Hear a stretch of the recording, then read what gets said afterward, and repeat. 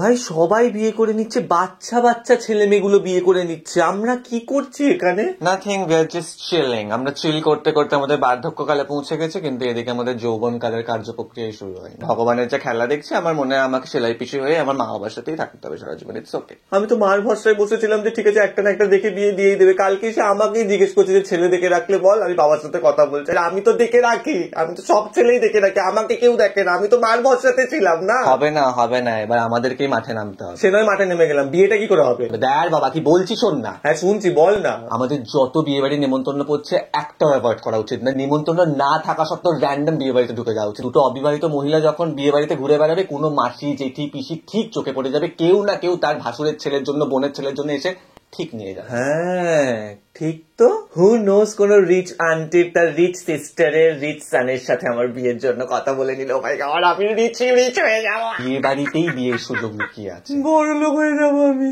এই প্ল্যানটার মধ্যে না একটু জোর আছে, ব্যাপারটা মনে হচ্ছে এবার হয়ে যাবে, একটা পজিটিভ পজিটিভ ভাইব আছে। Yes, I can feel that. যে কোনো বিয়ে বাড়ি নিমন্ত্রণ আসবে বা আশেপাশে যা বিয়ে বাড়ি হবে আগে খোঁজ নে, আমাকে জানাবে। একদম, তুইও আমাকে জানাবি। ঠিক আছে, চল বাড়ি গিয়ে ফোন করছি। টাটা। টাটা। এবার মনে হচ্ছে বিয়েটা হয়ে যাবে। এই মাসে না হইলে বিয়া, মন গলায় দড়ি দিয়া।